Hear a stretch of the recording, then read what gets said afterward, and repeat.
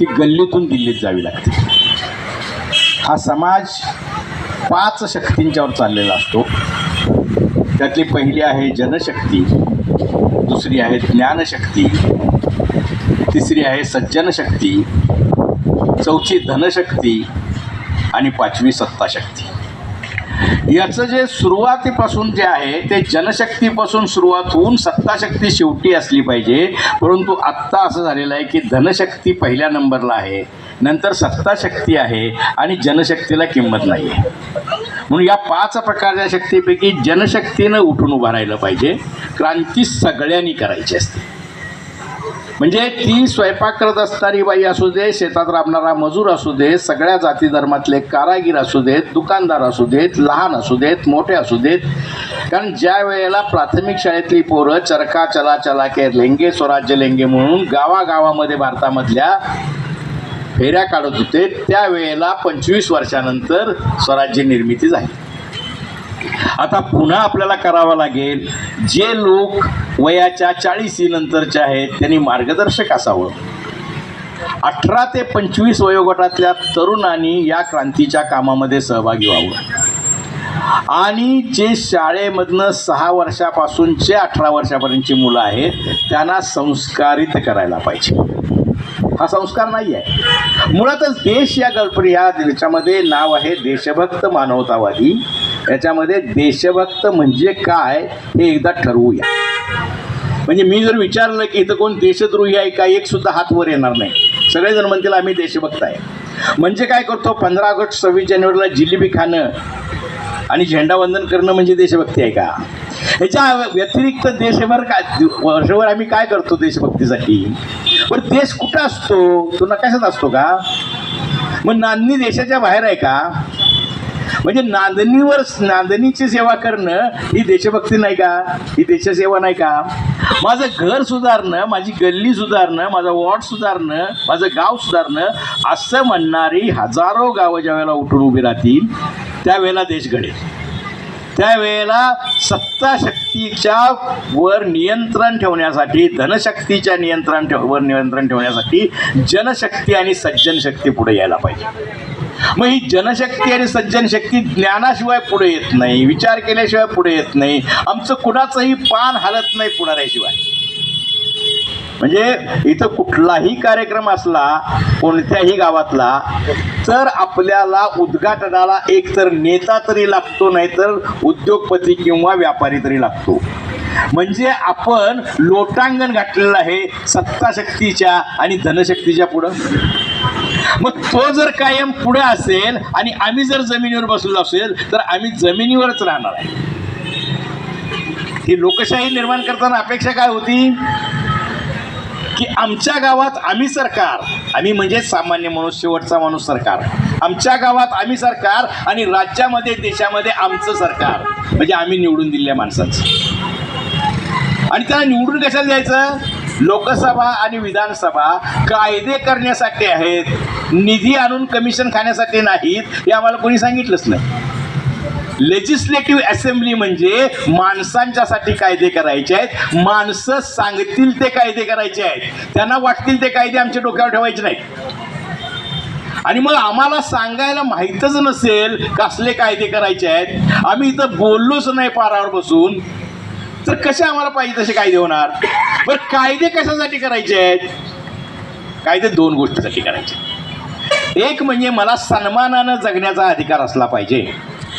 आणि 1991ला supreme कोर्टानं final सांगितलं की ज्ञान मिळाल्याशिवाय सन्मानानं जगता येत नाही. आता मला म्हणतात की मी प्राध्यापक म्हणून 42 वर्ष काम केलं, पोळ अलीकडे बनायला लागले, शिकून तर काय करायचं आहे? शिकून काय नोकरी मिळणार आहे काय? शिकून नोकरी मिळेल का नाही माहीत नाही, पण शिकल्यावर प्रतिष्ठा मिळते आणि माणूस नुसत्या भाकरीवर जगत नाही. भाकरीवर कुत्रं जगतं, चाऱ्यावर जनावर जगतं, माणूस प्रतिष्ठेवर जगतो. प्रतिष्ठा ज्याला आहे तो व्यसनाधीन होत नाही. ज्याला गाव ओळखतंय चांगला माणूस म्हणून, तो माणूस दारू पिऊन रस्त्यावर पडत नाही. ही प्रतिष्ठा तुम्हाला शिक्षणाने मिळते. मामलेदारच्या कचेरीमध्ये सुद्धा ज्याचे कपडे चांगले आहेत आणि ज्याला चांगलं बोलता येतं त्याच्या बाजूनं मामलेदार त्याला आदरार्थी बोलवतो आणि सामान्य मजूर किंवा शेतकरी गेला की त्याला एकेरी बोलवतो. म्हणजे प्रतिष्ठेसाठी आणि ज्ञानासाठी. ज्ञान कशासाठी? तर ज्ञान अक्कलेसाठी. अक्कल कशासाठी? पुन्हा प्रतिष्ठा वाढण्यासाठी, आपले प्रश्न सोडवण्यासाठी. हे सगळं करणार कोण? म्हणजे माझ्या गावातली शाळा, मी मगाशी धनाजी गुरुवांनी सांगितलं ना की शक्तिपीठ महामार्गासाठी कुणी मागणी केली नव्हती. त्या सगळ्या शक्तिपीठांना जायला हायवे आहेत आत्ता. मग हा 6 पदरी हायवे आहे. सरकार खोटं बोलतंय. सरकारनं मंजुरी जी घेतलेली आहे केंद्राची शक्तिपीठ महामार्गाला ती इंडस्ट्रीयल कॉरिडॉर म्हणून घेतलेली आहे, टुरिझम कॉरिडॉर म्हणून घेतलेली नाही आहे. इंडस्ट्रीयल कॉरिडॉर म्हणजे गडचिरोलीमधलं सगळं जंगल आणि तिथल्या सगळ्या कोळशाच्या खाणी, त्याच्या मागच्या बस्तरच्या सगळ्या लोखंडाच्या खाणी अडाणीला दिलेले आहेत. आणि हे परदेशी पाठवायचं असलं सगळं खनिज तर गोव्याचं बंदर वापरायचं आहे. म्हणून नागपूरपासून गोव्यापर्यंत हायवे करायचा आहे. किती पैसे खर्च करायचे आहेत? 86,000 कोटी. 86,000 कोटी म्हणजे आपल्याला तसं काही कळणार नाही. मी सांगतो सोप्यापासून. गेल्या 10 वर्षातला आजचा एसटीचा एकूण तोटा फक्त 10,000 कोटी आहे. 86,000 कोटीतले 10,000 कोटी गेले की एस टी कर्जमुक्त होईल. आणि एस टी कर्जमुक्त झाली तर एस टीचे दर कमी होतील. त्यातले 25,000 कोटी जर दिले तर 1,00,000 शाळांना पत्रे घालता येतील. प्रत्येक शाळेला 25 लाख रुपये देता येतील. म्हणजे सगळ्या शाळा चांगल्या होतील. प्राथमिक शाळा त्यातले 36,000 रुपये दिले की महाराष्ट्रातल्या सगळ्या शेतकऱ्यांची खरीपाची कर्जमुक्ती होईल. हे करण्याच्या ऐवजी बरं 86,000 कोटी कोणाचे खर्च करणार? आमचे खर्च करणार. आम्ही टॅक्समधनं GST मधनं दिलेले खर्च करणार. आणि पुन्हा मग आम्हाला 86,000 कोटीचा मार्ग झाल्यावर आम्हाला फुकट मिळणार का? नाही मिळणार. त्याला टोल लागणार. म्हणजे हा दुहेरी भाग आम्ही न मागता तुम्ही आम्हाला का द्यायला लागलाय? तुम्ही आमचे सेवक आहात. मध्ये कागलमध्ये मी आंबेडकर जयंतीच्या कार्यक्रमाला गेलो होतो. 2 मंत्री होते. मी म्हणलं इथं आलेले लोकसेवक तर सगळे असे वर करून बघायला लागले. म्हणलं आम्ही तुम्हाला आमची सेवा करण्यासाठी नेमून दिलेलं आहे, तुम्हाला मालक म्हणायसाठी नेमून दिलेलं नाही आहे. त्यामुळे तुम्ही लोकसेवक आहात, त्यांना लोकसेवकासारखंच वागवलं पाहिजे. आणि दुसरं महत्त्वाचं म्हणजे देशभक्त आहे म्हणजे काय? देश जर माझा असेल, घर जर माझं असेल, गाव जर माझं असेल तर तिथली स्वच्छता राखणं माझं काम आहे. तिथल्या सगळ्या पोरांना शाळा मिळणं गरजेचं आहे. प्राथमिक शाळा खराब झाल्यात, त्या बंद व्हायला लागल्यात, हा प्रश्न आहेच. पण इंग्रजी शाळांच्या मध्ये पोरांना शिक्षण मिळत नाही, ह्याचं काय करायचं आहे? मला एक जण म्हणले की का असं कसं काय म्हणता तुम्ही इंग्रजी शाळेत शिक्षण मिळत नाही? म्हणलं मी शिकवलेली ग्रॅज्युएट केलेली पोरं तिथं इंग्रजी शाळेत शिकवायला आहे आणि त्यासनी इंग्रजी येत नाही ते मला माहीत आहे. मग ज्याला स्वतःला इंग्रजी येत नाही ते शिकवणार आहे का? इथं प्रशिक्षित D.Ed झालेला, मेरिटनं आलेला प्राथमिक शाळेत सरकारच्या असतो. आणि तिथं लग्न न झालेल्या मुली, ग्रॅज्युएट झालेल्या आणि पै पाहुण्याची पोरं शिक्षक म्हणून असतात. आणि 10वी झाल्यावर कळतं त्या पोराला इंग्रजी पण येत नाही, हिंदी पण येत नाही, गणित पण येत नाही आणि सायन्स पण येत नाही. मला काळजी वाटते देशभक्त म्हणून. प्राथमिक शाळेतलं पोरगा जिल्हा परिषदेच्या नाही शिकलं चुकून तर फार वाईट वाटायची गरज नाही. ते जगणार आहे मजुरी करून, ते शेती करून जगेल, मजुरी करून जगेल, पानपट्टी काढेल, गॅरेज काढेल, काहीतरी करेल की नाही.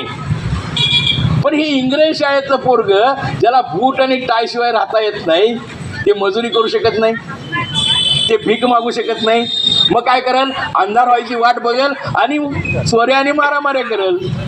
आणि मला माझ्या गावाची काळजी आहे, इथं चोऱ्या माऱ्या नाही व्हायच्या नसतील तर तुझं शिकवलं पाहिजे, याची चळवळ मला करावी लागेल. ही चळवळ दुसऱ्या कोणासाठी करायची नाही, माझ्यासाठी करायची आहे. माझी शाळा गावातली चांगली चालली पाहिजे, तिथनं माणूस तयार झाला पाहिजे. प्रत्येकजण म्हणतो मी अभ्यासक्रम शिकवलाय की, अभ्यासक्रम शिकवणं ही गरजेची गोष्ट आहेच. पण त्यानं माणसासारखं वागणं, आईबापांचा आदर ठेवणं, घरात नीट वागणं, अस्वच्छता न करणं, व्यसनाधीन न होणं, हे कुणी शिकवायचं आहे? ह्यासाठी आबाळातनं माणसं येणार आहे. बरं ह्याच्यावर नजर कुणी ठेवायची आहे? ही नजर ठेवणारी चळवळ म्हणजे देशभक्त मानवतावादी चळवळ. इथं सरकारी दवाखाना आहे, सरकारी दवाखान्यामध्ये डॉक्टर राहायला इथं आहे का नाही? तो दुसरीकडे कुठे खाजगी प्रॅक्टिस करतो का? याचं कारण डॉक्टरनं खाजगी प्रॅक्टिस करू नये म्हणून त्याला 20,000 रुपये जादा पगार देतं सरकार. पगाराशिवाय त्याला NPA म्हणतात, नॉन प्रॅक्टिसिंग अलाउन्स. ते घेऊन पण जर तो प्रॅक्टिस करत असेल तर त्याला विचारावं लागेल की नाही? गावात कुत्रं चावलं तर औषध इंजेक्शन मिळत नाही, तिथं ते इंजेक्शन आहे का नाही कायद्याला असावं लागतं. ते कुणी बघायचं आहे का? किसकी साडी कुत्ते निभाडी. हा दवाखाना नीट चालला पाहिजे, त्यामध्ये सगळी औषधं मिळाली पाहिजेत. त्या औषधासाठी, त्या सलाईनसाठी, त्या ऑपरेशनसाठी पैसे नाही लागले पाहिजेत. हे बघण्याचं काम देशभक्त चळवळीला करायचं. कुणी पण कशी पण झाडं तोडू नयेत, झाडं लावली पाहिजेत, झाडं वाढवली पाहिजेत. मग माझ्या आईच्या नावानं लावतो, वडिलांच्या नावानं लावतो, हे सुद्धा माझं काम आहे. ग्रामपंचायतीमध्ये सगळ्यात शहाणा माणूस असतो ग्रामसेवक, कारण बाकी कुणाला प्रशिक्षणच नाही, कायदा काय आहे त्याचं. त्यामुळं ग्रामपंचायतीचे सदस्य साधे असले, धनशक्तीतनं आलेले, की ग्रामसेवक देईल त्या कमिशनवर खुश असतात आणि जास्त हुशार असले की जास्त कमिशन मागतात. पण ग्रामसभेला लोकसभे इतके आणि विधानसभेमध्ये इतके अधिकार आहेत हे म्हणणारं कोणी नाही आहे. ग्रामसभेला कायदा करण्याचा अधिकार आहे. जिल्हा परिषद बेकायदेशीर आहे बरं का. संविधानामध्ये जिल्हा परिषद नाही, संविधानामध्ये पंचायत समिती नाही. संविधानामध्ये 3च संस्था आहेत, एक लोकसभा आहे, दुसरी विधानसभा आहे आणि तिसरी ग्रामसभा आहे. शिक्षण, उद्योग, आरोग्य, शेती, स्वच्छता या संदर्भामध्ये कायदे करण्याचे सगळे अधिकार ग्रामपंचायतीला आहेत. ग्रामपंचायतीला जे पैसे येतात